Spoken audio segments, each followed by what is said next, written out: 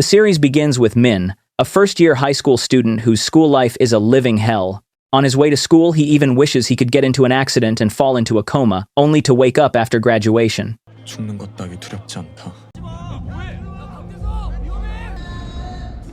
When he arrives at school, we learn why his life is so miserable.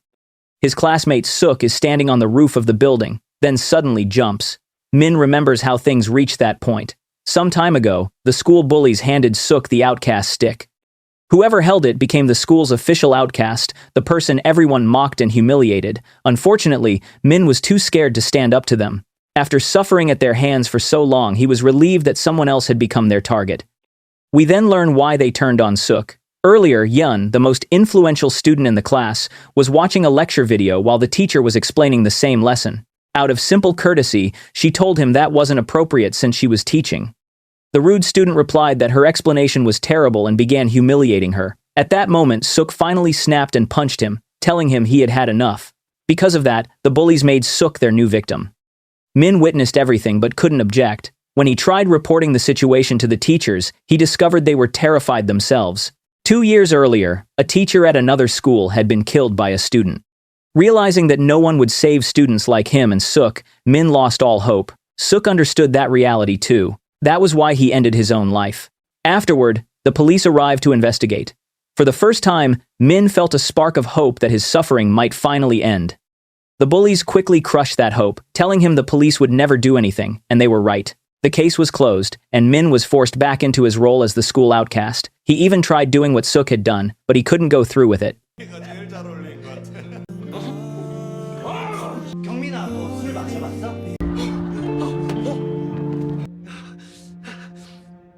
Later, while returning to class, another bully started beating him for no reason. As usual, nobody stepped in. Then suddenly, a man appeared and knocked the bully away. Everyone was stunned.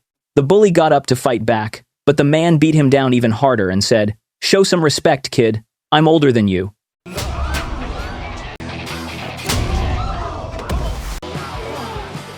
Hyun and his gang demanded to know who he was.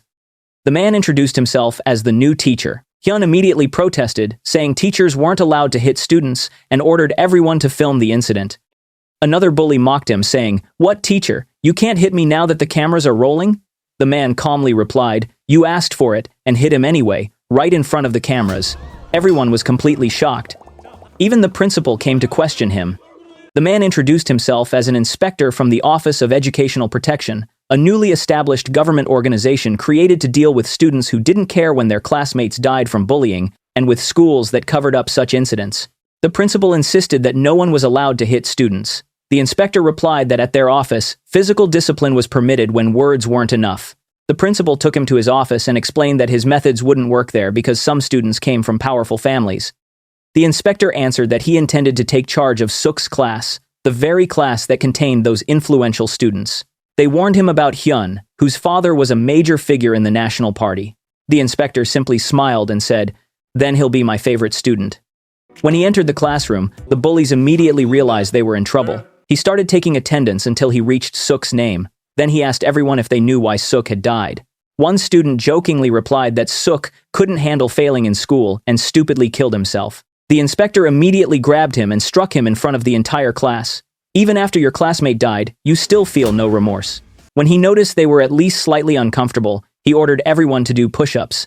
Hyun told them to stay seated. The inspector repeated the order. Nobody moved. Hyun smirked and said, "Looks like they're more afraid of me than you." The inspector grabbed Hyun's head and slammed it onto his desk. "Come on, show me your courage. Start doing push-ups." Terrified, Hyun obeyed. The rest quickly followed. At lunchtime, Hyun once again bullied other students and cut in line. The inspector stopped him and said, "Are you this pathetic in everything you do? Get to the back of the line if you want food." Hyun ignored him, took food by force, and threw it away. The inspector kicked him and said, "Sorry, kid, I can't tolerate anyone disrespecting food."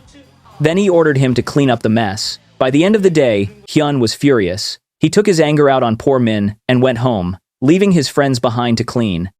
Then came an even bigger shock. The inspector went straight to Hyun's house. He met Hyun's father, Ryu, and bluntly told him, "I'm taking your son. Since you never raised him properly, he can help his friends finish their work." Ryu was stunned by his audacity and warned him not to interfere. The inspector simply replied, "Make me regret it," then dragged Hyun away by the ear and forced him to clean bathrooms. To frame the inspector, Hyun slammed his own head into something and called his father. The inspector dismissed it, saying, "Your idiot son hurt himself. How is that my fault?" Meanwhile, Hyun continued tormenting Min as usual. When the inspector learned about it, he told Min that if he couldn't defend himself, it was okay to run away. Then he began training him to run every day. Later, they ate dinner together. The inspector suggested telling his parents. Min revealed that his parents were always busy with work. The inspector told him he could rely on trustworthy adults instead. For the first time, Min felt hope. As for Ryu, Hyun's father, he went directly to the Minister of Education. He warned that he and the other influential parents wouldn't stay silent and demanded that the Office of Educational Protection be shut down. Then, he left for an important press conference connected to his upcoming election campaign. However, when he arrived, he found himself surrounded by reporters exposing his bribery scandals and affairs with women. Trying to hide, he entered a hall and found the minister waiting inside. The minister revealed that he had arranged everything. When Ryu demanded to know why, the minister explained that he had spent 2 years preparing this office and that anyone who opposed it would meet the same fate. Ryu argued that many politicians were worse than him.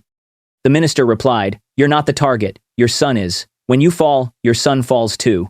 Soon afterward, Ryu was arrested. At school, Hyun became the new target of bullying. The students handed him the outcast stick. Driven to the edge, he decided to burn them all alive. When the inspector arrived, he stood before him smoking a cigarette.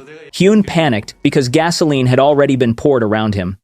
He begged the inspector to put out the lighter. Instead, the inspector frightened him even more by throwing it. Hyun ran desperately from the flames, begging for mercy.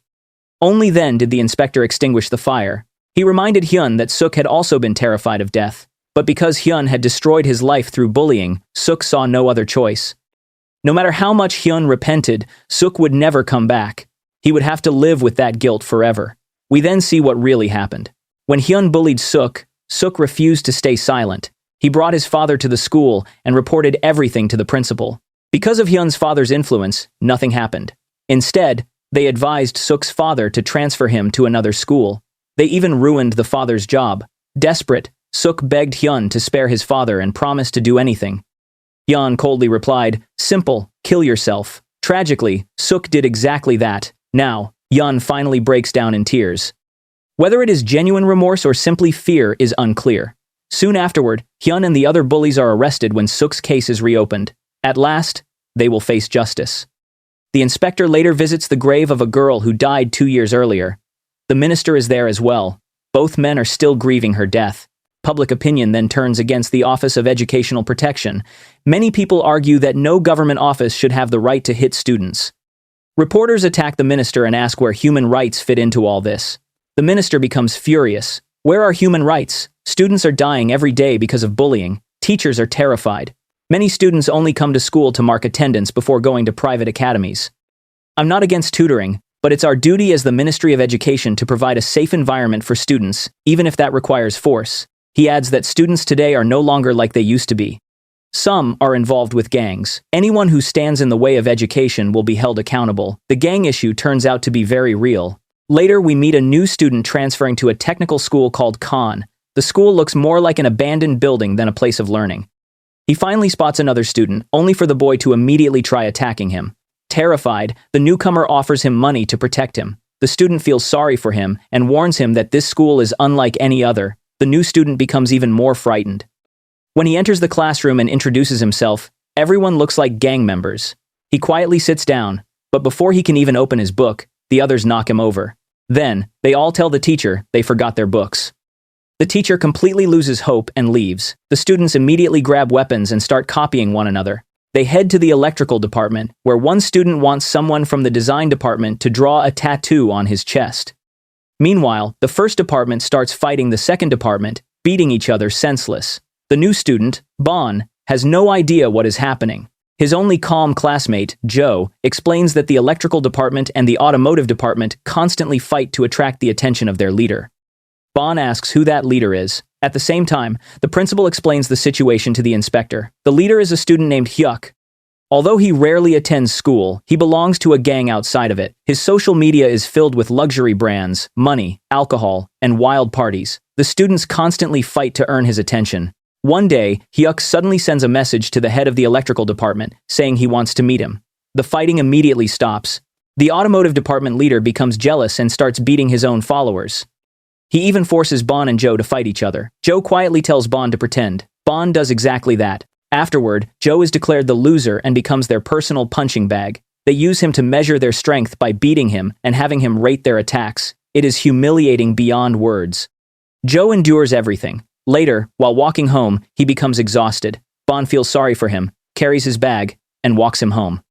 Joe invites him inside for ramen. Bon sees how simple Joe's life is with his mother and realizes how much Joe genuinely wants to build a future through school. The next day, Bon encounters the inspector. When the inspector sees him, we learn that Bon is actually one of his employees, not a student. Because Bon looked innocent enough to become a bullying victim, the inspector planted him in the school to secretly record everything through his glasses. Now, the inspector gives him a dangerous new mission.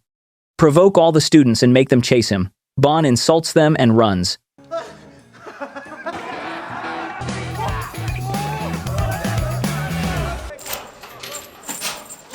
The entire school chases after him until they reach the athletic field. Once everyone is inside, the inspector enters and locks the gates. He introduces himself. One student immediately recognizes him. They boast that they aren't ordinary students and can't be controlled like the others. The inspector simply asks, "What's so special about you?" They rush him.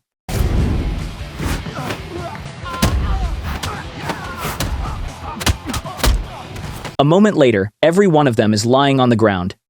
After that, they obey him like beaten dogs. He introduces a strict new schedule, filled with classes to make up for everything they had missed. When they try objecting, he beats them again. Then he brings in a teacher who can hardly believe the level of discipline. When he asks where their books are, only Joe has one. The inspector orders Joe to write the lesson on the board, while everyone else copies it. The students claim they don't even have pens. The inspector looks at the head of the electrical department and says, "Well, your finger still works, doesn't it?" And he makes it very clear that excuses are no longer going to save anyone. He cut his finger and used his own blood to write. Then, he grabbed a pen and continued writing, while everyone else ran around borrowing pens so they could copy the lesson too. Less than 5 minutes later, they looked up and discovered he had already erased everything from the board. The time is up. Anyone who hadn't finished writing got beaten. The head of the automotive department finally exploded in anger. "What is this? These classes aren't important anyway." The inspector replied, "You know what? You're right. Come on, men. Let's do some practical work." He took them all to a car and asked them to inspect it. When they refused, he grabbed the leaders of both departments, threw them into the vehicle, and took them on a smooth, controlled ride that demonstrated real driving skill. The students ended up respecting him because of it. Unfortunately, those two still learned nothing. They decided to run away from school and complain to Hyuk. The problem was that they didn't know how to contact him. While searching Ban, they found something that could help, so they forced him to come with them. They finally met Hyuk and complained about the inspector. That night, when the inspector asked where they had gone, they returned looking delighted. They confidently declared that the inspector was finished, that his remaining days were numbered now that Hyuk was involved. Soon afterward, Hyuk arrived on his motorcycle, making a dramatic entrance. Honestly, he looked far too big to be a student. He was fearless, and immediately tried attacking the inspector. The inspector revealed that he had deliberately left bait to lure Hyuk out. At first, it looked as if Hyuk might actually defeat him. He even managed to throw the inspector to the ground. The students thought it was over. Hyuk proudly told them, "See, if anyone bothers you, just tell me. You're all under my protection." The students were about to start chanting his name when they suddenly heard another voice joining in. The inspector was chanting too. Everyone froze. Then the inspector stood up and stopped playing around. This time, he hit Hyuk seriously.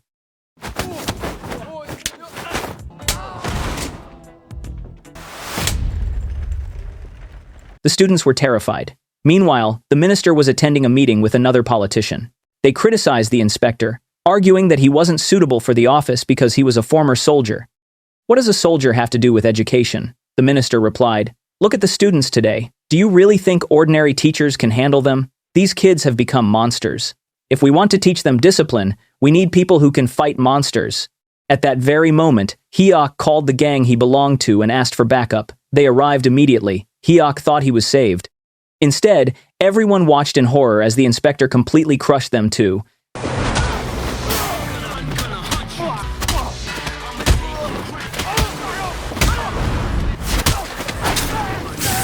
Afterward, they begged him for mercy and repeatedly apologized.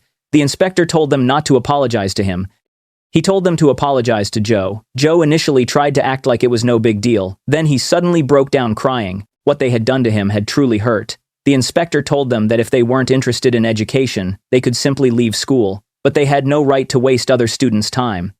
Your classmates' time doesn't belong to you. Later, the minister held a press conference and spoke about the achievements at Khan's school. He announced several new rules. No student would be allowed to have tattoos anymore. Anyone with tattoos would have them removed. Any student who joined a gang would be treated as an adult criminal and would no longer be protected under juvenile law. Motorcycles and smoking were also prohibited. The results were significant. Life at Khan's school improved dramatically. For the first time, Joe was genuinely learning alongside his classmates. The minister and the inspector were delighted by the success. Then, Ban appeared to complain. He wanted compensation because he had spent a lot of his own money during the mission. Bribes here, expenses there, and money lost while being bullied. The amount was ridiculously small. The others humored him and told him to file a request and he would get his money back. At the same time, the politician who had demanded the closure of the office was looking through old photographs. Among them was a picture from the funeral of the girl who had died 2 years earlier. The minister and the inspector were standing there, devastated. We learned that the inspector had actually been engaged to her. Even after 2 years, he still hadn't overcome the injustice of what happened to her or the way she died. The story then takes us back 2 years. The inspector and his fiancée were walking together when they spotted students smoking. He told her not to interfere. Students these days are frightening. She replied, "So what? Are you going to protect me forever? If teachers start fearing students, our lives will only become harder." She approached the students, took away their cigarettes, and tried to advise them. Sadly, there came a day when he couldn't protect her. One of her students, a boy notorious for causing trouble, killed her. During the trial, the student claimed he regretted it and insisted he had genuinely loved her. The inspector heard those words and could barely control himself. In his rage, he tried to run the student over with his car. The minister stopped him. We then learned that the woman had been the minister's daughter. Once the inspector calmed down, the minister told him that killing the student would accomplish nothing except destroying his own future. Instead, he planned to create an office after becoming Minister of Education, an office that would seek justice for wrong teachers like his daughter. If the inspector wanted to help, he could join him, and that is exactly what happened. Now, for the first time, they take on a case at a girls' school. The case revolves around a teacher accused of harassing a student. The student uploaded a video accusing him. Shortly afterward, the teacher took his own life. The alleged victim wasn't an ordinary student. She was a famous Instagram influencer with more than 600,000 followers.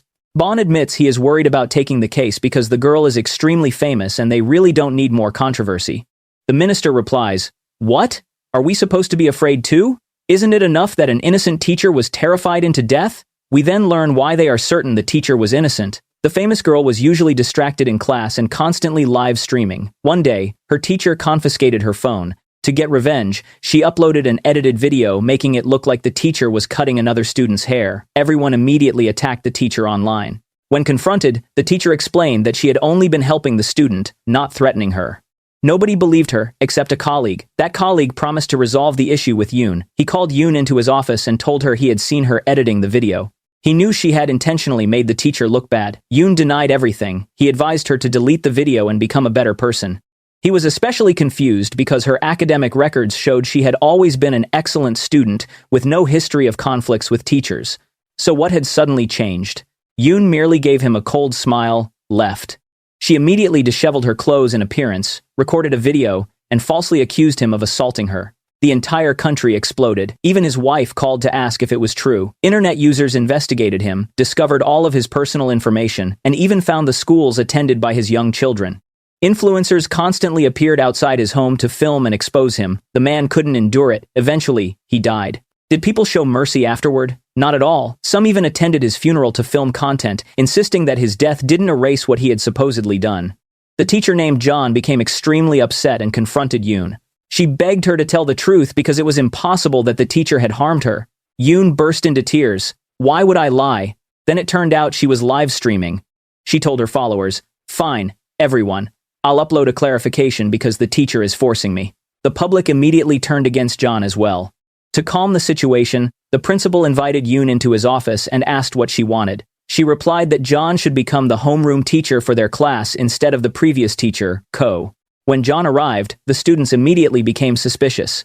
She must be here to get revenge for what happened to Yoon. In their eyes, Yoon was now the victim. All of it was the result of her own manipulation. After finishing the report, Ban asked what role he would play in the mission. The others jokingly suggested he disguise himself as a female student, just imagining it was horrifying. After everyone finished laughing, the inspector reassured them a woman from their team would go instead. We soon meet her. Her name is Han. She is clumsy and almost trips while walking. But she enters the classroom with John and introduces herself. Nobody pays attention. Yoon is live streaming as usual. The moment she notices Han, she decides to target her. She tells a friend to ask Han where she got her plastic surgery. Maybe she can even show everyone a photo from before. The insult is obvious. Han calmly replies, "Sure, sweetheart, I had breast reduction surgery. But you girls obviously don't need that." The entire class is stunned. Then Han tells Yoon to end the live stream. Yoon challenges her. "Why don't you tell them yourself?" Instead of answering with words, Han kicks the phone out of her hand and smashes it onto the floor. Her voice completely changes. "All right, you little brats, hand over your phones." She uses a device to locate all the phones they have hidden. Then she introduces herself as a member of the protection office. She orders surveillance cameras installed throughout the hallways and explains the rules. The most important rule, no one disobeys her orders. At the same time, the inspector introduces himself to the teachers. He tells them that anyone who has suffered harm from students should report it. The principal immediately claims that their students are angels. The inspector obviously doesn't believe him. Han begins putting the girls through harsh exercises. Later, she meets with the inspector and Ban. They reveal that she also served in the military alongside the inspector. Ban is impressed. Then he realizes she might be slightly insane. Even the inspector tells her that everything is permitted with the students except killing them. That statement doesn't exactly inspire confidence. Later, Han tells Ban that the most dangerous place in the school is the cafeteria. He discovers she is right during break time. The girls rush in, grab whatever they want through intimidation, and leave without paying. At the end of the day, Han catches Yoon and the others trying to leave without cleaning up after themselves. When she stops them, Yoon casually says that Teacher John will clean it for them. Han immediately grabs her and forces her to clean. "If you use a place, you clean it. Why should we clean up after you?" After finishing her work, Han goes to the office.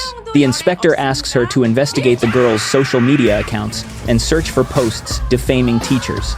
Han promptly falls asleep and leaves the task to Ban.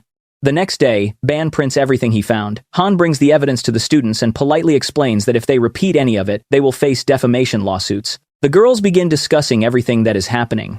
Once again, they bring up Ko and Yeon. They admit that they had always believed Ko was innocent. Just then, Yeon appears behind them. The conversation immediately dies. Meanwhile, Jeon reviews the videos and photos that had been posted about her. The students had leaked almost everything about her, including her home address. The harassment affects her deeply. She even applies for a job at a private academy to escape the misery of school life. Unfortunately, the director tells her that her reputation has already reached them. She realizes that Yoon has successfully ruined her life too. Strangely, after that, Yeon begins treating her kindly. The entire class suddenly becomes attentive and respectful. Han warns John not to fall for it. "They're playing with your emotions." Her suspicion is confirmed when Yoon approaches John and suggests appearing together on a live stream. The goal is to show everyone that their relationship is now good. In exchange, Jeon only needs to criticize the inspection committee. Yeon claims the rest of the students dislike them as well. Jeon finally starts understanding their real objective. She becomes conflicted. Then the inspector visits her and tells her about his fiancé. He explains how she died because of one of her students. We learn that she remained on life support until he returned from military service and died in his arms. Then he reveals a shocking truth. They never came to this school because of what happened to Ko. They came because several students had secretly sent reports asking for help. When Jeon reads those messages, she is deeply moved. The next day, she firmly tells Yoon that she will not participate in the live stream. Not only that, but she forces Yoon to answer a question in front of the class. When Yoon refuses, Jeon strikes her hand with a ruler. She then tells the class that she is sorry for having been weak. From now on, she will try to guide them properly. The incident badly wounds Yoon's pride. She cannot let it go. Just as she is about to upload another post, she discovers that her entire account is being wiped clean. Every post disappears. Then the full harassment video is uploaded. This time, there is no editing. The foolish girl had accidentally recorded herself acting. Ko's innocence is finally proven. Everyone starts talking about how disgusting Yoon was, and how she destroyed an innocent man for fame. Despite everything, John still worries about her. She even contacts Han to check on her. Then John's doorbell rings. It is Yoon. The moment she enters, she tells John, "You're the reason Ko died. You're a hypocrite just like every other teacher." If people want me dead, fine. I'll die, but I'm taking you with me. She attacks John. At that moment, Yoon herself nearly falls from the balcony. John instinctively rushes to save her. As a result, John falls instead. But at the last second, someone leaps forward like Superman and catches her, taking the impact of the fall in her place. As for Yoon, when she looks up, she finds Han standing right in front of her, the very person she never wanted to face, and controlled herself. Han looked Yoon in the eyes and told her that she had to keep living. She had to live with what she had done, and with the fact that she had hurt so many people.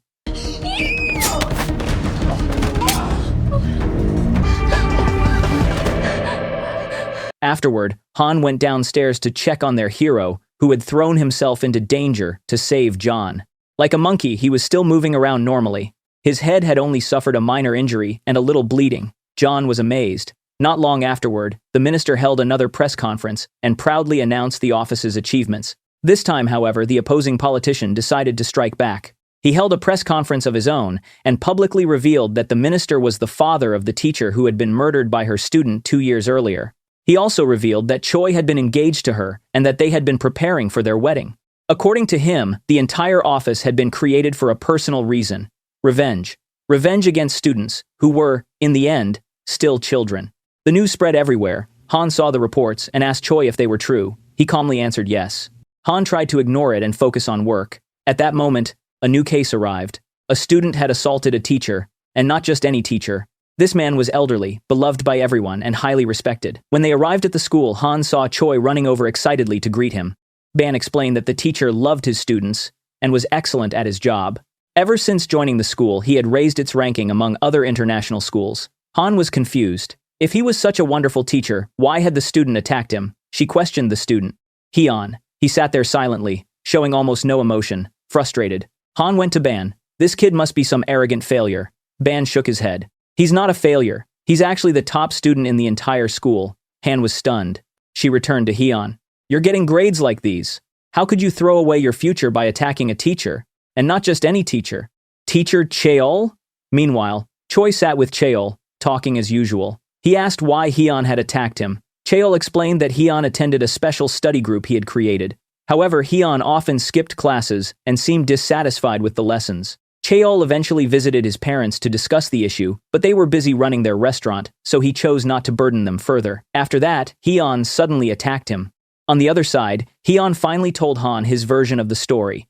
Cheol had visited his family for no apparent reason. Shortly afterward, the tuition for Hyun's academy classes stopped being paid. Then, he discovered that his parents were facing financial difficulties because someone had reported their restaurant for building violations. As a result, he had to start taking private lessons. Cheol noticed that too, and asked for the name of the private tutor. Soon afterward, the tutor suddenly informed Hyun that he could no longer teach him because he wanted to focus on his own future and university plans. From Hyun's perspective, none of those events were coincidences. He was convinced that Cheol was responsible. Han found the story believable. Furious, she confronted Choi. She found him happily watching videos of Cheol and praising him. That's enough, she snapped. Maybe those people are right about you. Maybe this office really is just about getting revenge on students. Choi simply looked at her. If that's what you think, fine. Then he walked away. Meanwhile, Ban reviewed the rankings of the school's top students. As expected, Hyun ranked first, but he noticed something strange. The next 10 students all attended the same academy. He visited the academy disguised as a student. The staff refused to let him in and nearly realized he wasn't actually a student. Luckily, Joe appeared and greeted him, which helped him avoid suspicion. The two went to eat together. Some of their old classmates joined them. Seeing how much their lives had improved, Ban felt proud of the work they were doing. Later, while writing his report, he noticed Han running across the field, furious. As she ran, she remembered her own past. She had once been bullied at school, too. The only person who had helped her was Choi. He had told her, "Just ask for help, and I'll help you." She had begged him for assistance. From that day forward, her entire life changed. That was why she was so angry. The man who had saved her couldn't possibly be the villain she was imagining. The next day, she realized she had been wrong. She confronted Cheol directly. Let's be honest. You want Hyun punished, so he can't take the upcoming exam. If Hyun missed the exam, his ranking would drop. That meant student number 11, Soo, would move into the top 10. Every student from second place onward would rise by 1 rank. And by pure coincidence, all of those students attended the same academy. the academy connected to Cheol. Han continued. Yoon, a student from your old school, also told me she was supposed to receive a scholarship and attend this school. But you ruined her family's business and her studies, so she couldn't keep up. That's how Sue ended up taking her place. Cheol dismissed everything as nonsense. Then, he arranged a meeting with Sue's mother.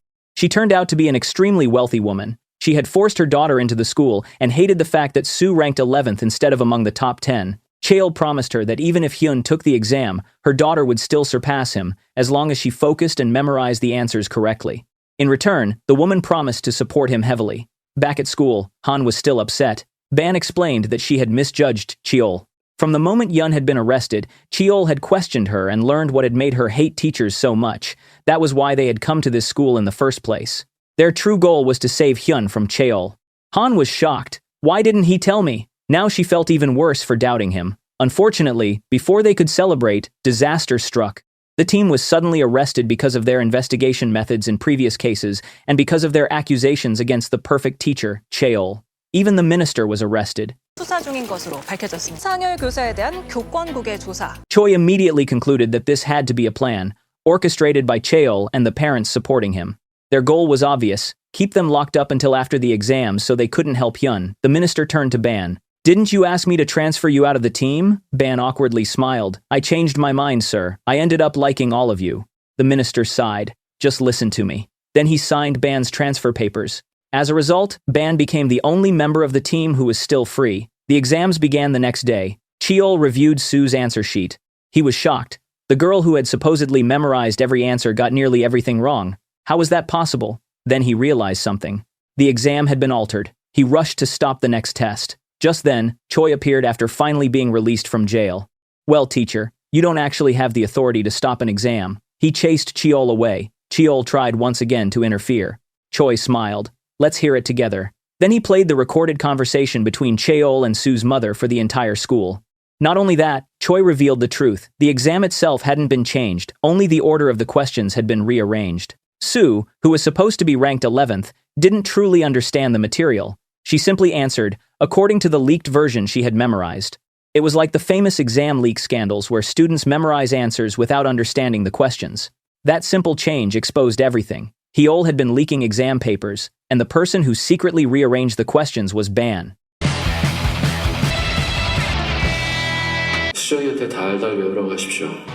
Through that clever move, they finally caught him. At the same time, the minister appeared before a public hearing that was being broadcast live. People questioned whether the office had really been created for personal revenge. The minister answered directly, "Revenge? If that's what improves the education system, then fine." Then he publicly exposed Cheol and all the parents who had bribed him. One of those parents even belonged to the same political party as the politician attacking him. The entire group was humiliated. The minister then made one thing clear. Their office didn't only investigate students. It also held teachers accountable. Teachers were supposed to guide students, not exploit them.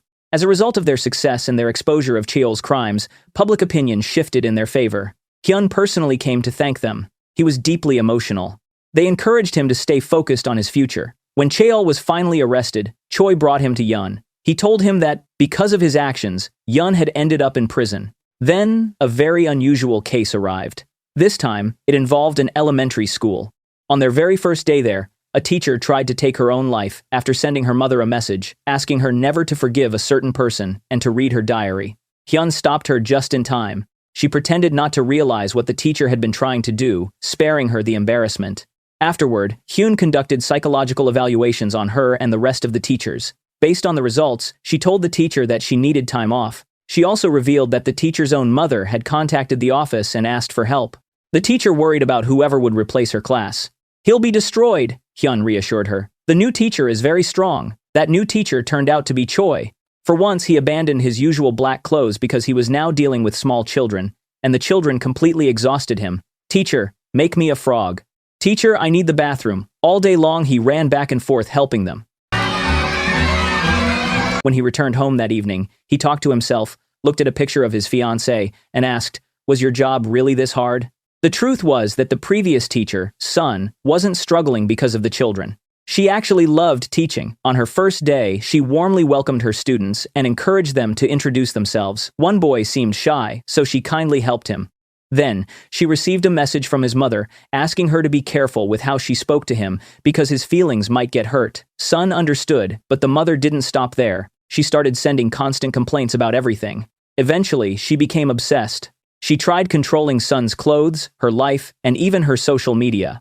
At one point, the woman publicly criticized a photo Sun posted with her friends, complaining about drinks on the table and countless other ridiculous things. When Sun finally reached her limit, she reported the problem to the principal. The principal simply told her to remove Instagram and let the matter go, so she did. Unfortunately, the mother continued harassing her. She demanded Sun's phone number. When she didn't get it, she found it herself and started bombarding her with calls and messages. Sun tried focusing more on the boy. She even created a special room for him to make him happy. Then everything collapsed. One day, while playing, another child accidentally bumped into him. The boy reacted by punching the other child in the eye. Despite what happened, his mother insisted that her son shouldn't apologize because he was the victim. The other parent was initially willing to move on, but after hearing that attitude, she became furious. "My son's eye could have been permanently damaged." The mother replied casually, "Fine. Let's have a school violence hearing and see who was really at fault." When the hearing determined that her son was responsible, the woman went to Sun's house and threatened her. The harassment continued. Soon afterward, the boy's father appeared at school. He was huge. He shoved Sun aggressively. Her life became a nightmare. Eventually, Sun filed a complaint against the mother. The mother immediately filed one of her own, claiming Sun was psychologically abusing her son. Sun asked, "What will you do if I'm proven innocent?" The woman calmly replied, "I'll apologize. That's the law."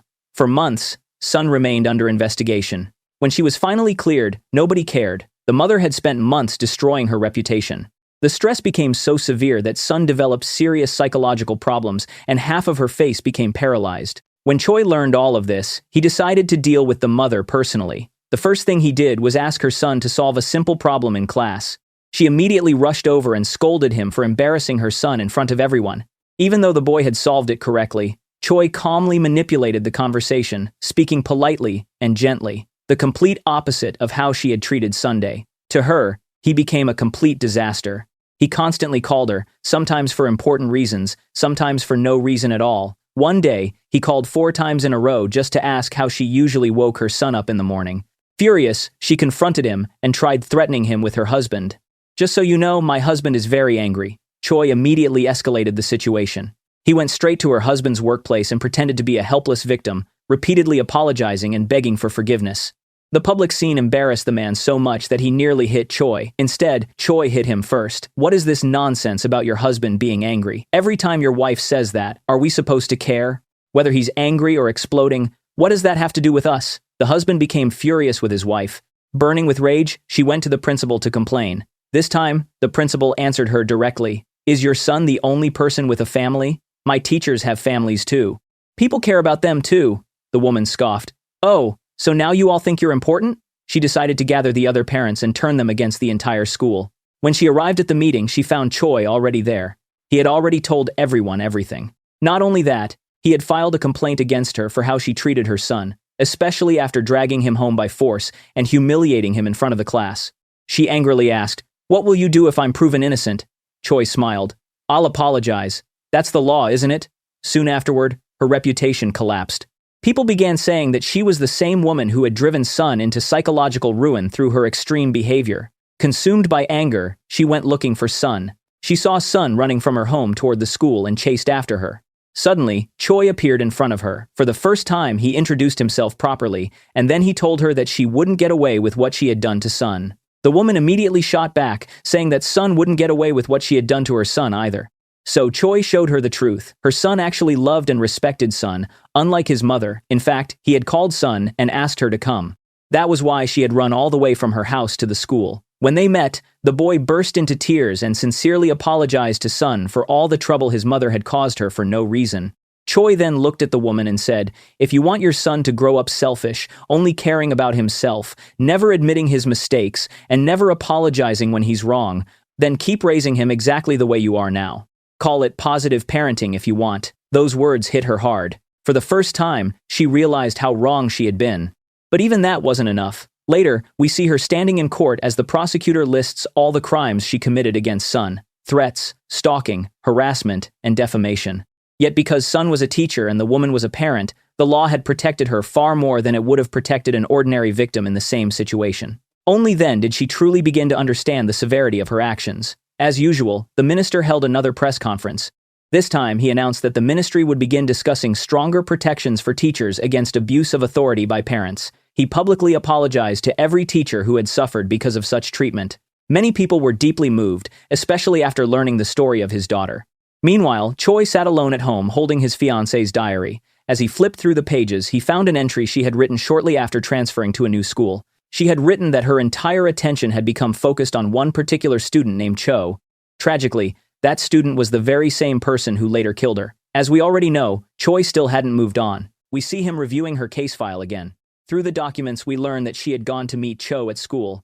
There, he stabbed her with a pair of scissors, leading to her death, trying to pull him away from those painful memories. 선생님은 The minister himself comes to eat with him. When he notices Choi reviewing the file again, he warns him, if this job ever becomes personal, it stops being justice and becomes revenge, and that's not right. Choi promises to control himself better. Later, he joins the rest of the team. They are driving somewhere when they suddenly witness a group of teenagers stealing a car. Inside the vehicle is a girl whose hands are tied. The team immediately tries to stop them. The teenagers panic and speed away. A high-speed chase begins. The kids drive recklessly, causing one disaster after another.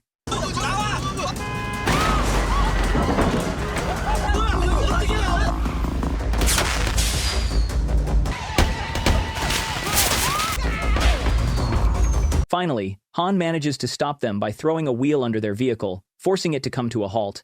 When Choi approaches them, the teenagers smirk. We're juvenile offenders. What? We're 14 years old.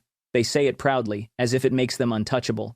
When the police arrive and their teacher comes to pick them up, the team learns something shocking. Reports had already been filed against these kids before. The teenagers knew the law extremely well and constantly exploited it. The minister arrives to release them before he can even mock the team for getting outsmarted by a bunch of kids. They notice the same teenagers outside vandalizing his car. The kids run away laughing. The minister immediately says, "All right, gentlemen, let's visit their school." And so they do. The investigation begins. The first thing Choi does is order the boys to write apology letters for what happened the previous day. Meanwhile, Han questions their classmates, trying to learn more about them. Everyone is terrified. Nobody wants to talk. Han and Ban then focus on the girl who had been kidnapped in the stolen car. Maybe she knows something. When they check school records, they discover that she was marked present, but is nowhere to be found. That means she definitely came to school. Someone must have hidden her somewhere. Ban searches through the students' social media accounts and eventually finds photos showing them standing near a locked storage locker. The team rushes there. Sadly, their suspicions are correct. The girl is trapped inside. They immediately take her to the clinic. There, she finally tells them everything. Her life had been perfectly normal until she decided she wanted to lose a little weight. One of the boys recommended some pills. He told her that even famous idols use them. After trying them, she liked the effects and kept going back for more. The boy gradually raised the price. Eventually, she ran out of money. By then, she had become dependent on the drug. The boy offered her a solution. She could work for him. In exchange, he would continue supplying the pills. Soon, he had her selling them to others as well. Whenever she tried to quit, he and his friends beat her. Eventually, they locked her inside that storage cabinet. Desperate, she reported them to the police. The police arrested them. The next day, they were released. The boys immediately returned to torment her. And they reminded her, "We're 14 years old, the law can't do anything to us." They had only received a warning, nothing more. That was why they were so confident. Later, when Choi demands apologies, the boys refuse. Han explains that these aren't ordinary troublemakers, they're drug dealers. The boys simply laugh. "The law will forgive us. We'll stop when we're older. Or arrest us if you can." Choi smiles, gladly. After school, he grabs them and throws them into a vehicle. Then, he takes them directly to prison. The boys can't believe it. But the minister has already made arrangements with the prison director. The teenagers are allowed inside. They are humiliated from the moment they enter. The boys immediately start begging to leave. Han calmly tells them, "If you can beat me, I'll let you go." The boys think numbers will overwhelm her. They are wrong. Han destroys all of them in seconds.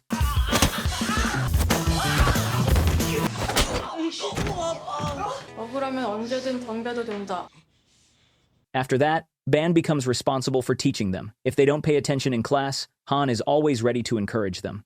Even then, they continue acting arrogant. One day in the cafeteria, Choi approaches them. "Why don't you use that 'we're minors' excuse now?" Then, he sends them to the back of the line. The regular inmates eat first. Not only that, they take all the best food. The prisoners begin treating the boys like entertainment. Later, the teenagers are assigned dishwashing duty. They become miserable. Then, another inmate comes over, carrying plates. One of the boys suddenly punches him. When Choi arrives to punish him, the inmate unexpectedly defends the boy. Choi is surprised by his kindness. Later, he tells them about the inmate's past. The man had once been a student who suffered horrific bullying. Eventually, he snapped and killed the entire group responsible. The teenagers immediately recognize the story. He is the infamous bully killer they had seen in the news. From that moment on, they are terrified of him. One day, one of them sees the inmate secretly hiding a spoon. Instantly, he becomes convinced the man plans to murder him with it. When prison staff later discover that a spoon is missing, the inmate openly admits he has it. They search him but find nothing. Suddenly, the spoon appears. The terrified teenager panics and runs. The others quickly restrain him. The poor boy ends up crying hysterically.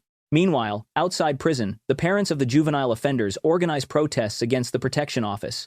The minister addresses them directly. Yes, this treatment must seem harsh. After all, your children are angels, aren't they? Then, he invites them to visit the school the next day. When the parents arrive, they are overjoyed to finally see their children again. Immediately, they begin attacking the minister. Our children are too young for this. The minister calmly responds, "Too young for what?" Then he reveals the pills their children have been distributing. The parents immediately claim they are just diet supplements. Without hesitation, Choi forces one of the parents to swallow a pill. The parent immediately spits it out. Suddenly, they don't seem so harmless anymore. The minister then reveals another bag containing the real drugs. The packaging is nearly identical. He explains that their children have been distributing illegal substances and fully understand the damage those drugs can cause. If your children deserve protection because they're minors, what about the children they harmed? Those victims are minors too. They have parents who love them as well. The parents begin begging for forgiveness. The team tells them not to beg them. They should beg the girl whose life was destroyed. The girl arrives. Thankfully, she refuses. I will never forgive them. The boys are outraged. Their leader immediately rushes toward her and tries to attack her. I don't care. I'm a minor. Nobody can punish me. Han instantly knocks him down. At that point, the minister orders all of them back to prison. Clearly, they haven't changed at all. Their parents break down crying. When the boys return, the first face they see is the bully killer. They're terrified, especially their leader. For the first time, he remembers something his victim once told him, that he had turned her school life into a living nightmare. Now, he finally understands exactly what that felt like. The bully killer, however, has changed. He helps Choi and never actually harms the boys. He only scares them. Choi thanks him. The man smiles and replies that Choi is the one who deserves thanks. Because of his work, there will hopefully be fewer people who end up like him.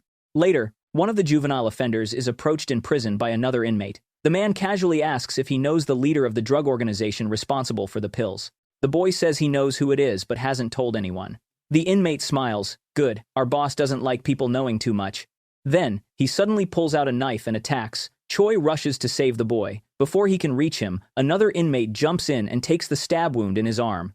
That inmate turns out to be Choi, the same Choi who murdered Choi's fiancée 2 years earlier. Seeing him again shakes Choi deeply. Even so, he remains nearby until Choi receives treatment. Afterward, Choi approaches him, drops to his knees, and apologizes. He says that Gaeon had been the only person who was ever kind to him, the only person he ever truly loved. Choi can't bear listening. He turns around and walks away.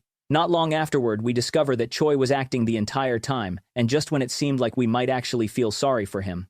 Soon afterward, the minister speaks with Choi. He tells him that feeling upset after seeing Choi again is completely natural, but he reminds him of something important. He's no longer Gaeon's fiancé. He's now an inspector for the protection office. Later, the team returns to headquarters. There they find an exhausted man carrying stacks of documents. He desperately begs them to save him and save his son. The man explains that he suddenly began receiving calls from people claiming his son owed them money. At first, he and his wife assumed the amount was small.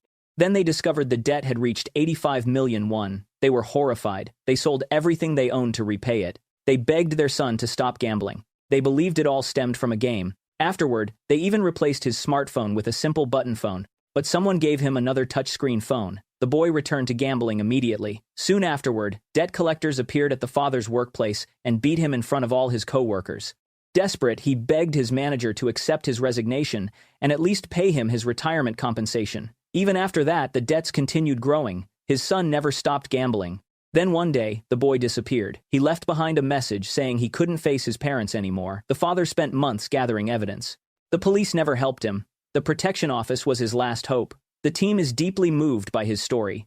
Without hesitation, they begin the investigation. Bon infiltrates the boy's school, disguised as a new student. Through the camera hidden in his glasses, he records everything. He quickly discovers that many students are playing the same online game.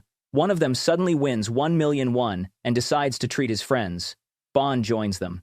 The student starts playing in front of him and keeps winning. When Bon asks whether it's gambling, the student immediately denies it. Gambling? No way. We're just playing a game. Bon later reports that this is exactly how the system attracts new players. The game lures them in with easy victories. Soon, Bon downloads the game himself. He even receives 50,000 won as a registration bonus.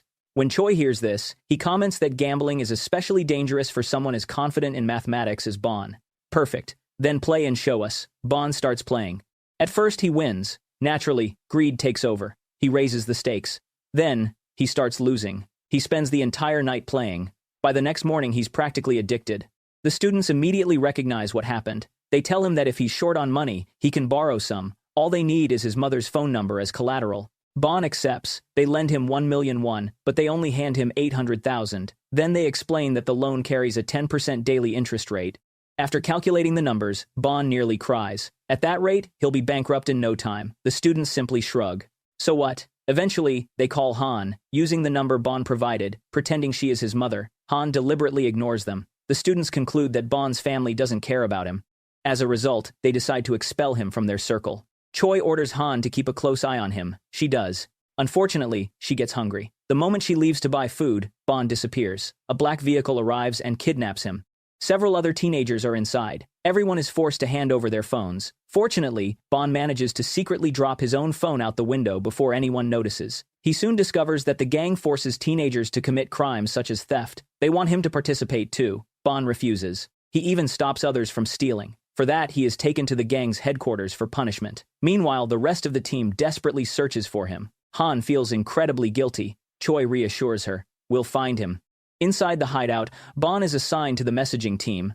Their job is to send promotional text to random numbers, inviting people to join the gambling game. He wants to use the computer to contact his team. Another boy secretly warns him that everything is being monitored. The gang members catch him anyway and beat him. Things get even worse later. When Bon accidentally wets himself while sleeping, they prepare to beat him again. Thankfully, he manages to stop them. He claims he can repair the broken server that has been causing problems for the organization. The gang becomes interested. Instead of punishing him, they put him to work. Soon, they take him directly to the gang leader. The man holds a knife to Ban and gives him a simple warning. "If you fail, I'll take one of your eyes." So Ban has no choice. He sits down and begins trying to solve. When the plan succeeded, they treated him very well. Meanwhile, his team couldn't find any leads because the car had been stolen and vanished without a trace. So, they brought in Han, the kid who used to lure children into the game. They asked him about the game's logo. When he pointed it out, they discovered that Ban had been incredibly clever and had secretly sent them a message through it, revealing his location. They rushed to the place, only to find it empty. At that moment, Choi guessed that Ban might have spotted that location from where he was being held. They headed to the building facing it, and sure enough, that was the right place. Han was furious. She stormed into the gang's hideout, demanding to know where he was. "Look, he's this kid who seems kind of foolish and careless, but he has small eyes and he's handsome." Choi completely ignored the fighting going on around him and asked, "Who's this handsome guy you're talking about?" Han ignored him and immediately started questioning everyone she could find.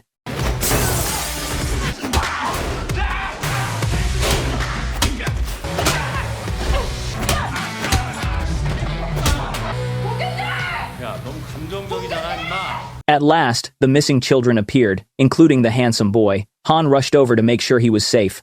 Choi told her, "I'll leave you to your reunion. I'm going after the boss." Ban had already revealed the leader's location. When Choi arrived, he found only the gang members.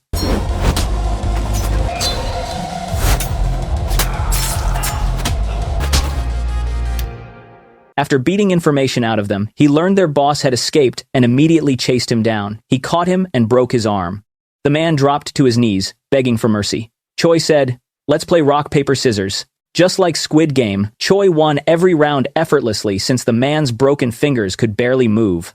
Then Choi said, "This is what you did to those children. You took away their families, their education, and their lives. And he hit him again. Meanwhile, Han and Ban rescued Jae, the boy who had warned them they were being watched. They discovered he was actually the son of the man who had first asked them for help.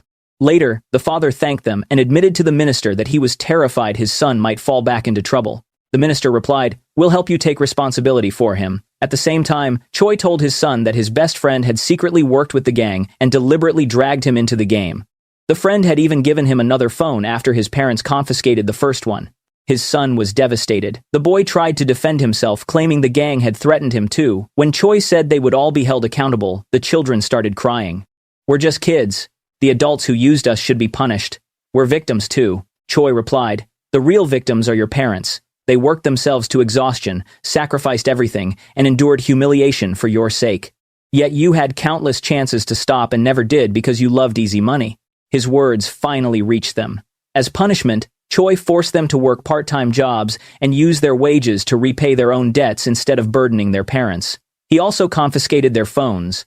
Han wanted to do the same to Ban, after realizing he was still obsessed with conspiracy theories. She even called Choi to report him. Meanwhile, the minister met with a rival politician. The politician smirked. "I heard you're using what happened to your daughter to gain support for the presidential election." The minister smiled. "Interesting how quickly you hear everyone else's news. Yet you somehow don't know. Your own party is holding a meeting today without you." The politician was furious. Soon, an opportunity appeared. A police officer handed him a flash drive containing information that could damage the protection office. Not long afterward, he visited Choi in prison. It was obvious he had no intention of letting the matter end quietly. Meanwhile, the team was conducting large-scale school screenings. Officially, they claimed the program was for disease detection. Everyone knew the real purpose. They were searching for illegal substances among students. Their next stop was Sonyeon School, famous for sending many students to Seoul National University. Upon arrival, they found a classroom occupied by only a handful of students. Ban explained, "These are the school's top students. They all want to become doctors." They noticed one boy looking unwell. When they checked on him, they found him bleeding and rushed him to the infirmary. What shocked Choi was the reaction of the other students. No one seemed concerned. Their attention never left the exam. Even the boy's mother arrived and immediately told him to continue. When he said he was too sick, she replied, "That's fine. Everyone else is tired too." Then she handed him unidentified pills. He swallowed them, endured the pain, and finished the test. Later, students were told they needed to undergo screening. The moment the mothers heard, they rushed to the school and tried to stop the process because their children had private lessons scheduled. They confronted Choi and threatened him. Choi calmly replied that the office had full authority. "If you're worried about lost study time, they can take the test tomorrow morning before school." The mothers insisted their children would never touch drugs. Choi answered, "We're trying to protect your children. We don't want any of them suddenly dying." That response immediately unsettled them. Meanwhile, in prison, the politician questioned Choi about his injuries. News stations quickly picked up the story. The media blamed Choi and the protection office, arguing that imprisoning minors had led to everything that followed. Han and Ban tried to contain the fallout. Choi didn't care. The next day, the parents brought their children for testing. Soon afterward, exam results were released. Min's mother was horrified by his grades. When he explained that he had been sick and had even fainted, she dismissed the excuse and reminded him of all her sacrifices. It was revealed that they originally lived outside Seoul. For years, she had dreamed of turning her son into a doctor. Although he was naturally intelligent, she was shocked by the level of competition after moving to Seoul. She sold their large home, moved into a tiny apartment near the school, and even removed his bedroom door so she could monitor him constantly. Her husband thought it was absurd. She replied, "Your brother became a doctor, and everyone respects him. My son will do the same." Their son studied endlessly to satisfy her, yet she always demanded more. She investigated where top students studied and eventually identified the most influential parent among them. She bought expensive gifts and humiliated herself trying to gain access to elite teachers. When that failed, she begged for advice. The wealthy woman finally gave her pills. They improved concentration. Afterward, Min's grades improved dramatically, and he was accepted into the elite class. But the screening exposed everything. Choi informed the parents that the substance was illegal and ordered them to stop immediately. Then a doctor delivered alarming news. Min's results were the most dangerous. His mother had searched online for stronger concentration enhancers until she eventually found a drug dealer. Without realizing it, she had trapped her own son. As long as his grades rose, she ignored the damage. By then, Min was completely dependent on the drugs. He begged for more. Just as his mother was about to give them to him, Choi arrived. terrified. She refused to open the door, so Han climbed in through the balcony. The team stopped Min from taking more pills and rushed him to the hospital. Choi then confronted his mother. The tragedy was that she had known from the beginning. She had seen how badly the drugs were affecting her son, but ignored it because his grades kept improving. When she demanded to see him, saying he needed to keep studying for medical school, Choi replied, "If you love medical school so much, get in yourself." He brought all the schedules and textbooks she had forced on her son. "When you earn the grades required for medical school, I'll let you see him." She thought he was joking. He wasn't. He made her live exactly as her son had. She received the same tiny meals. She was barely allowed to sleep. Whenever she closed her eyes, Choi woke her up. He even removed her mattress. When she demanded an explanation, he replied, "You removed your son's door so you could watch him all the time. Comfort shouldn't matter to you either." Meanwhile, Min initially suffered severe withdrawal symptoms, but eventually he realized something. Deep down, his mother's pressure had made him want to die. The pills temporarily erased those feelings. That was why he became addicted. If he had taken them to escape death, then he would quit them in order to live. Gradually, he recovered. One day, his mother finally broke down and tried to escape. When Choi stopped her, she cried, "I sacrificed my entire life for my son." Choi replied, "No, your son sacrificed everything for you." Flashbacks showed how she had spent years convincing him to become a doctor for her sake. Even when it hurt him, he obeyed. Because he wanted to make her happy, she finally broke down in tears. Later, Min asked Ban, "How do I figure out what I want to do with my life?" Ban answered, "Learn about different fields and choose the one you genuinely enjoy." He introduced everyone to children's books. Min loved them. Even Han, who had mocked the idea, ended up crying while reading. Eventually, Choi forgave Min's mother. When she finally saw her son again, she first checked his health. Then she looked at the notebook, expecting to see study notes. It was completely blank. Her son calmly informed her that he no longer wanted to become a doctor. He wouldn't even take this year's exams because he wasn't mentally prepared. She begged him to reconsider, but he stood firm. "I'm going to live my life my way. Now it's time for you to live yours." Later, the minister announced that anyone caught using concentration drugs or other illegal substances would be banned from taking exams. While reviewing seized evidence, Choi noticed pills collected 2 years earlier. They looked exactly like drawings in his fiancée's journal. Beside them was a note, "Will I ever be able to forgive Cho?" Choi suddenly realized there was a direct connection between this case and the drug trade. The situation became even more shocking when the corrupt politician began helping Cho secure an early release from prison with a record of good conduct. Against all expectations, Cho returned to school.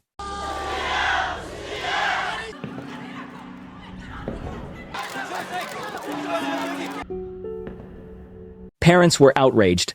How could someone like him study alongside their children? Han was furious. Everyone was under pressure. Choi, however, visited Cho and simply said, "Be an ordinary student this time." Cho introduced himself to his classmates. Many mocked him for causing his teacher's death. He ignored them. Later, he noticed several students constantly surrounding a boy named San. Something felt wrong. Soon afterward, Cho visited the team. Han exploded when he mentioned Jaehyun's name, and they had to remove her before she started a fight. Cho explained that San was being bullied by Chi and his group. When Choi questioned the homeroom teacher, she claimed she had noticed nothing unusual. Choi then abruptly pulled San away from his friends. At that exact moment, everyone's internet connection disappeared. Looking at San, Choi said, "So you're their Wi-Fi?" San denied it. Choi continued, "You always sit in the middle. They gather around you. You're the first to pull out your phone, and you carry a massive power bank." Moments later, the other students rushed over after losing their connection and panicked when they saw San standing beside Choi. Especially after learning a bullying investigation was underway. San immediately defended them and led them away. Choi assigned Ban to watch them. But Ban was spotted by an old university classmate. Han took over, pretending to be timid. She approached Chi exactly as planned. As expected, he immediately insulted her and walked away. The team recorded his voice and used an imitation to contact San. Through the deception, they obtained his Netflix password. Investigating the account, they discovered something suspicious. At the same time, San's phone number had been used to order food, rent motorcycles, register online games, and conduct various transactions. The truth became clear. Chi's group had been exploiting San's accounts, personal information, and phone number. They even used his identity to sell items online, keep the money, and disappear. When angry buyers tracked down the seller, they found San. As a result, he was beaten for scams he never committed. Desperate, San begged Chi to return the money and help him. Chi simply replied, "Be patient." Or what? You don't trust me anymore? It became clear that San had not always been weak and submissive. Once, he had dignity. He had even tried to tell his mother what was happening. His mother confronted Chi's mother and accused Chi of exploiting San. Chi immediately denied it. Then, he showed them an inappropriate video that had been sent from San's phone number to his younger sister. San's mother ended up blaming her own son. Humiliated, she apologized and left. Afterward, Chi threatened San. "If you expose me again, I'll send that video to every girl in the class using your number." From then on, San obeyed him. Even his own mother no longer believed him. She simply paid his debts and ignored the problem. San sat alone, crying. Cho happened to see him and advised him to trust the protection office and file a complaint. The next day, they tried to report everything, but Chi had already acted first. He filed a complaint, accusing San of bullying him. A school violence hearing was scheduled. During the hearing, the truth was completely reversed. San was portrayed as the bully, while Chi became the victim. For the third time, San's mother refused to believe her son. She even apologized to Chi and his mother. San sat silently in tears. Cho approached him. "You don't have to cry quietly. It's okay to cry out loud." San replied that nobody believed him. "I do," Cho answered. Then, he promised to help. That was when their plan began. Han enrolled at the school as a transfer student.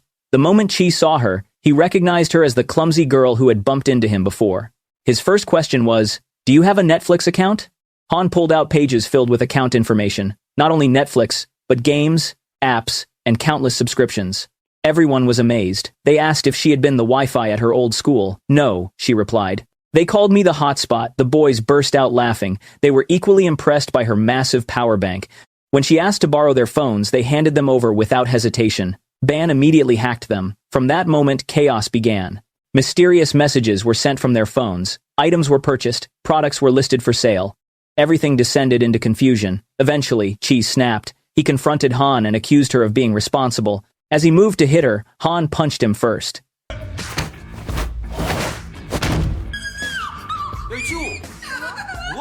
When he grabbed a chair to attack her, she suddenly screamed, "Looks like it's time for another school violence committee." The hearing was held the next day. Han arrived looking battered and helpless. Chi laughed immediately. "She's acting." Nobody believed him. It was exactly what had happened to San. When Chi previously claimed psychological trauma, everyone had believed him and blamed San instead. Then Han revealed her true identity. The protection office announced that its investigation was complete. Chi was the bully, not San. "I never hit him," Chi protested. Choi replied, "You did something worse. If Chi had used physical violence, San could have shown bruises as proof. Instead, Chi left wounds nobody could see." San's mother finally apologized for never believing him. Afterward, she and San thanked the team. Everyone was celebrating until Choi appeared. "You told me not to cause trouble," he said to Choi. "But admit it. I helped this time." Nobody acknowledged him. Later, Choi drank with his father-in-law. The old man became emotional while remembering his daughter. Choi stayed the night, hearing the old man cry. He remembered how she had brought them together. At first, they had been jealous of each other. Eventually, they became friends. Choi found himself crying too. Meanwhile, Chi confronted Choi at school. He blamed him for ruining his life. It was revealed that Choi had advised him to file the complaint against San first. According to Choi, filing first would make him look like the victim. Now, Chi was furious. Everything was destroyed because of that. Choi calmly replied, "Nothing was destroyed. I wanted all of this to happen." Chi stared at him. "What do you mean? My life is ruined. I feel like dying." Choi smiled. "Exactly." Then he shoved him off the rooftop. Later, Choi met the corrupt politician and handed him a recording of Chi, saying that the protection office had ruined his life and made him want to die. The politician was stunned. "Where did you get this?" Soon afterward, news reports announced that Chi had fallen from a building and was now in a coma after an apparent suicide attempt. The politician looked at Choi in disbelief.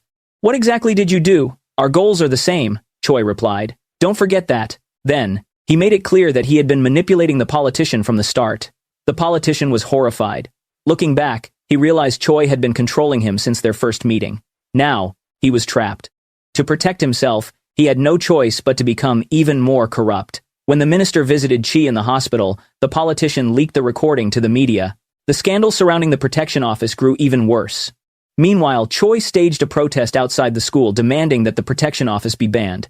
When Choi arrived, Choi greeted him casually. "Oh, you came." Choi showed him one of the pills. "You make these?" "Yeah," Choi replied. "So what? You can't prove it." Then he added mockingly, "You and Choi were always obsessed with other people's problems." A painful truth was finally revealed. Choi had genuinely cared about him because he constantly skipped school.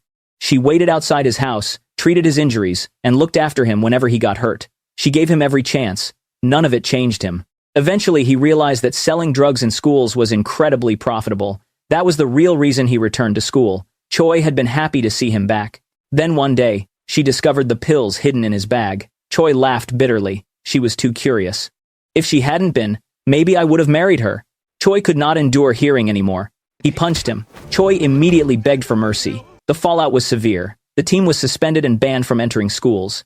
Choi celebrated. His organization expanded rapidly and spread drugs everywhere. Students like San were used as delivery runners. They were told they were delivering sneakers. Many believed it. Soon, the operation had spread across 17 schools.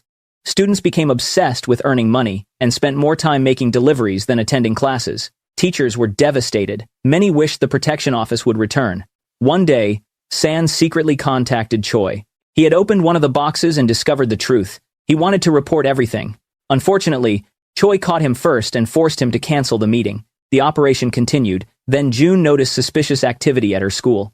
When she visited the team's headquarters, she discovered they were still working, despite lacking official approval. The reasons soon became clear. The Minister of Education had sent a message to teachers nationwide, asking them to cooperate with the protection office. The concentration drugs had spread to nearly every school. June asked whether anyone had come to help. At first, nobody had. Then teachers from many schools suddenly arrived. They brought evidence and admitted they were deeply worried about their students. The team reassured them they had already been monitoring Choi and gathering evidence with help from students they had previously saved. The teachers finally relaxed. The minister immediately held another press conference. He publicly revealed the investigation and named Choi as the primary suspect. Choi and his men quickly gathered their remaining stock and fled. When the team returned to the schools, the students welcomed them back. They had finally learned the truth about Choi. When investigators searched his hideout, they found it empty, except for a locked cabinet. Assuming something valuable was inside, they tried to open it. Then Choi realized it was a trap. He shouted a warning. The cabinet burst open and released a cloud of drugs. Han immediately shielded Ban and inhaled the substance herself. As Choi rushed to open the windows, he spotted Choi and his men escaping. Then he heard Han shouting behind him, "Did you know I can fly?" And she launched herself at Choi's men. One of them turned to attack her but fled the moment he saw Choi charging toward him. Han confidently claimed she could handle the remaining two. Unfortunately, the drugs had completely affected her judgment. She got beaten badly. For once, Ban stepped forward. Wearing his expensive gadgets like armor, he charged into the fight. Surprisingly, he actually won. Afterward, he carried Han away and tried to help her recover. Suddenly, she hugged him. Ban immediately panicked. Meanwhile, Choi tracked down Choi. Choi hid behind several terrified students. Choi pushed them aside and went straight for him.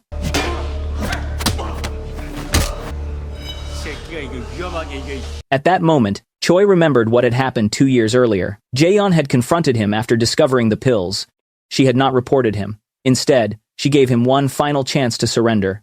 Choi had cried and pretended to accept. When she stepped forward to hug him, he stabbed her. Then he calmly explained that he was a troubled minor. At worst, he would spend a few years in prison and return. The school drug business was too profitable to abandon. She, however, would die before ever getting married. The betrayal shattered her. Back in the present, Choi repeated Jaeyeon's words almost exactly. He was offering Choi the same final chance. Choi snapped. "No, that's too much." Before Choi could act, Choi's men threatened San. Choi seized the opportunity and stabbed Choi exactly as he had stabbed Jaeyeon. He even used San as leverage to prevent resistance.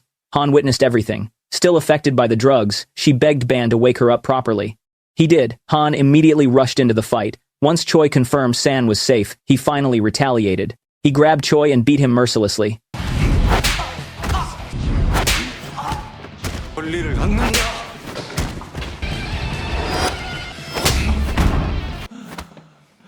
Everyone expected him to take revenge. Instead, he stopped. He let Choi live. "This is your last chance too." Choi collapsed in tears. "Who do you and she think you are? Angels?" Choi replied. "No, we're just adults trying to protect you." For the first time, Choi felt genuine regret. He cried even harder. Meanwhile, Choi imagined Jaeyeon smiling at him. She was proud that he had restrained himself. The minister personally arrived to arrest Choi. He remained calm until he learned that Choi had stabbed Choi. Then he exploded. "That's enough. Do you realize I'm his father-in-law?" The officers barely managed to calm him down. Later, Another press conference was held. Standing beside the team, the minister explained that the Protection Office had never existed to control students. Its purpose was to improve education, protect schools, and help reform those who had lost their way. Later, the team visited Jaehyun's grave. It was covered with letters from students. As they walked away, Ban accidentally grabbed Han's hand. Both froze in embarrassment. The minister noticed. Before he could speak, Choi said, "They're crazy about each other. They just don't know it yet." Everyone laughed. Sometime later, the team faced a new case involving a talented basketball player who bullied his teammates. Ban arrived disguised as Choi and looked impressive for about 5 seconds. Then the basketball player stood up. Ban immediately lost all confidence. The athlete practically lifted him with one hand. Han rushed in and got shoved aside. Both ended up on the ground. Their classmates lost hope. Then Choi arrived. He solved the situation the way he always did, by walking over and smacking the player across the face. As for the corrupt politician, he was finally arrested. The minister visited him and revealed that he had known about Choi's recording but deliberately hid it. This was the consequence. The politician shouted, "What are you? Some kind of angel who never makes mistakes?" The minister replied, "No, brother, I make mistakes too." Then he punched him in the face. The story ended with justice served, the Protection Office restored, and Jaehyun's sacrifice finally honored. With that, the story ends.